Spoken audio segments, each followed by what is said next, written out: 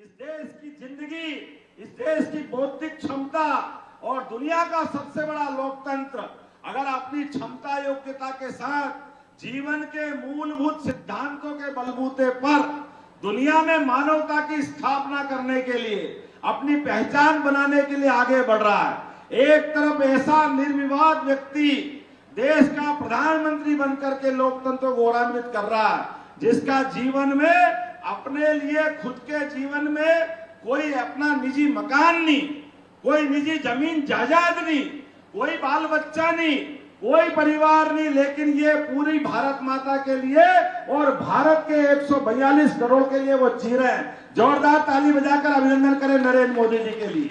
और एक तरफ ये स्वार्थी गठबंधन रोज लगातार अपने अपने प्रकार से कितना झूठ बोलते हैं, कैसे कैसे बोलते हैं, क्या व्यवहार करते हैं, शर्म आती है, घिन आती है ऐसी अपने स्वार्थ के लिए, एक ऐसे पवित्र व्यक्ति के व्यक्तित्व के लिए। मैं मान के चलता हूं ये भारत का सौभाग्य है कि भारतीय जनता पार्टी की सरकार बन रही है और भारतीय जनता पार्टी में भी नेतृत्व नरेंद्र मोदी कर रहे हैं। हमारा सौभाग्य है।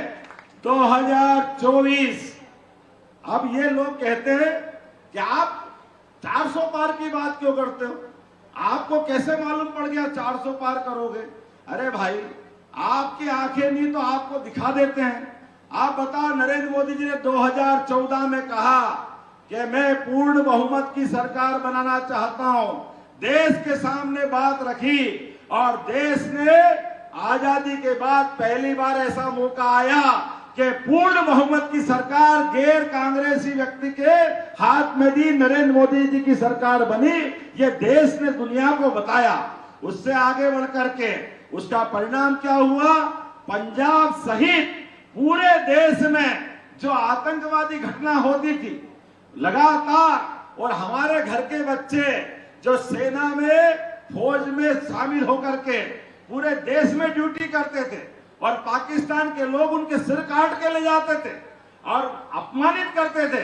मुझे इस बात की प्रसन्नता है कि नरेंद्र मोदी जी ने 2014 के पहले कहा था कि मुझे आपने 60 साल कांग्रेस को दिया है, मुझे 60 महीने दीजिए, केवल 60 महीने की सरकार। और हमने सबने देखा है कि जैसे ही 60 महीने की सरकार बनी और इसी पंजाब की धरती पर पाकिस्तान ने गलती की तो उसको घर में जाकर मारने का काम किसी ने किया है। नरेंद्र मोदी जी की सरकार के सामने यह गौरवशाली इतिहास बना है।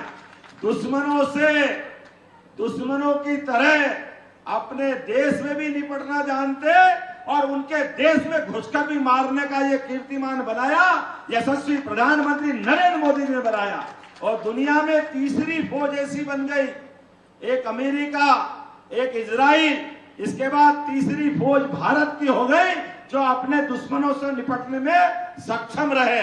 मुझे और आनंद इस बात का भी है, 2019 में फिर प्रधानमंत्री ने कहा कि अब की बार 300